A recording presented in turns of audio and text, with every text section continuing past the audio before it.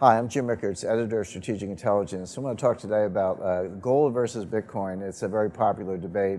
I'm happy to say that gold and Bitcoin are both forms of money, but it's a liquidity preference. Which do you prefer in a crisis? So we've been talking a lot about gold versus Bitcoin. Everybody has. You love gold. How do you feel about Bitcoin? How do the two compare? Personally, I'm very skeptical of Bitcoin. I know what the price action is. It's going up, but 10% a day at this point. Look, Bitcoin could go to 20,000. It could go to 30,000. It's on its way to zero, somewhere between 0 and 200. It's a utility token for criminals, terrorists, money launderers, tax evaders. They'll always find some use for it. So it may not go all the way to zero. It's clearly a bubble. It looks like the second biggest bubble in history after Tulip Mania, although at the rate it's going, it'll pass Tulip Mania, in a matter of days. Bigger than the South Sea bubble, bigger than the Mississippi bubble, the New York, the Dow Jones in 1929, Nikkei in 1989. Name your bubble, it's bigger than all of them. So I don't own any. I don't recommend it to clients. But I'm a free market guy. If people want to buy it, knock yourself out. And why are you skeptical of the price transactions? A couple of reasons. Number one, there's pretty good evidence that there's a lot of fraud going on. Look, every market in the world, gold, silver, stocks, bonds, LIBOR, exchange, every market, you name it, they've all been subject to manipulation. That's why we have all these regulators. That's why we have the SEC, and that's why the stock exchange are regulated, et cetera. Are we supposed to believe that Bitcoin is the only market in history that's not manipulated? That's nonsense. Of course it is. In fact, the fact that it's unregulated is a magnet for all the manipulators who probably were, the Wolf of Wall Street, 20 years ago. So the point is, imagine the following. You and I are Bitcoin miners, right? So I sell to you at 10,000, you sell back to me at 10,100, I sell back to you at 10,200. We just traded back and forth all day. There's no P&L. We're trading the same Bitcoin back and forth, but it's called painting the tape. These exchanges get reported on the Bitcoin exchanges, so an outsider who's completely naive about this says, oh, look, the price is going up. It's just you and me painting the tape. It's the oldest, the oldest fraud in the book. It's called a ramp, or whatever you want to call it. But the point is that brings in the suckers from the sidelines, and then they buy it. And of course, what do we care? We're miners. So the costs are going up very steeply, by the way. This thing's completely non-sustainable. There have been the amount of electricity power. The reason the Bitcoin miners are in China is because they burn coal, pollute the air, and have subsidized electricity. Or they're in Iceland because it's so cold, it reduces their cooling costs for all the computing power. Right now, they're using Bitcoin miners every year using as much electricity as the country of Nigeria, a country of 90 million people. Before long, they'll be using as much as Japan, third largest economy in the world. That's not going to happen. You can say that's a simple extrapolation, but there's no way the Bitcoin industry is going to be allowed to use as much electricity as the country of Japan, but that's how much you need to mine the Bitcoin. So they're going to hit a wall in terms of total Bitcoin output. At that point, the miners have no incentive to mine. So who's going to validate the blockchain? Oh, they're going to charge a fee? Well, fine. That sounds like Wells Fargo. That's what banks do. So where's the advantage at the end of the day?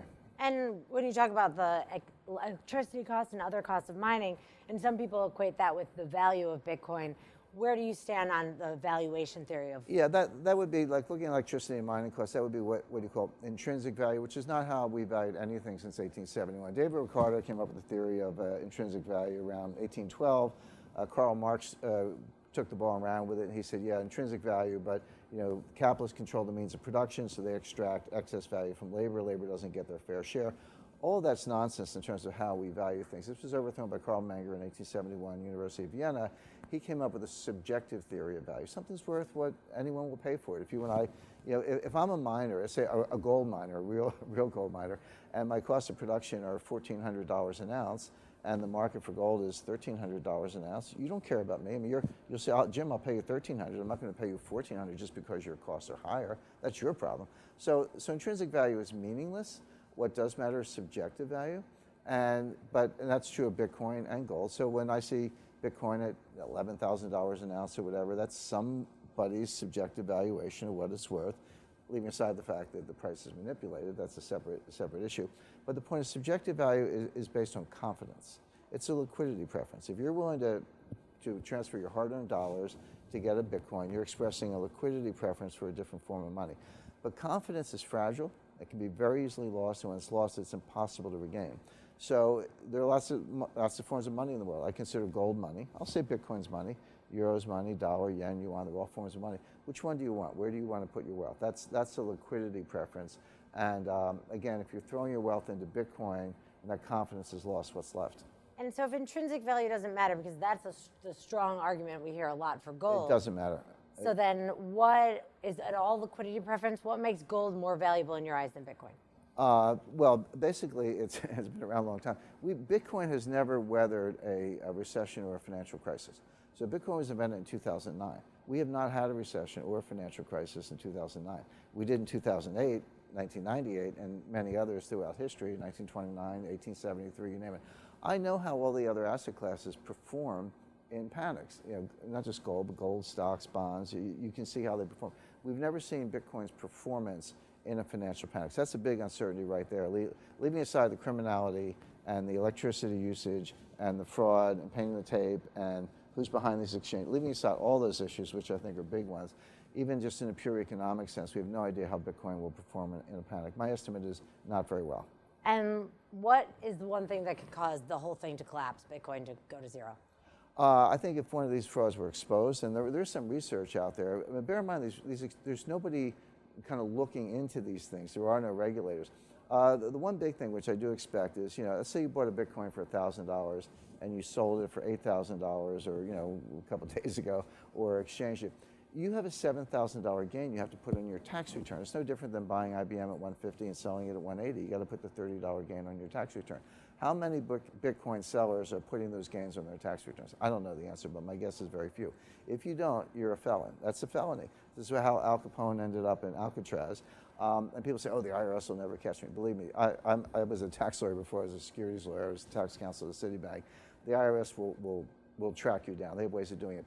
Americans who had offshore bank accounts in Switzerland prior to 5 or 6 years ago thought the IRS would never find them either. And they did. One whistleblower took a CD with all the names and handed it to the IRS, and some of those people are in jail. They've arrested brothel owners for tax evasion by counting the laundry bill. They said, they put the burden of proof on you. They say, no, we estimate your taxes the following. Prove it's not. Burden of proof is on you. So they're going to come into all these exchanges. They're going to request all the books and records. The exchanges are going to give them up, or they'll be shut down. They'll be frozen. Remember, even if you're a Bitcoin exchange, you still have to, at your points of connection with the dollar payment system or the euro payment system, you got to get the money in to sell the people the Bitcoin. They can all be shut down. They can all be interdicted. All these things can be frozen. The IRS has all the authority they need. So between the SEC looking at initial coin offerings, the IRS looking at tax evasion, the FBI looking at criminality, and who knows what else is going on. I just don't want to play in that space.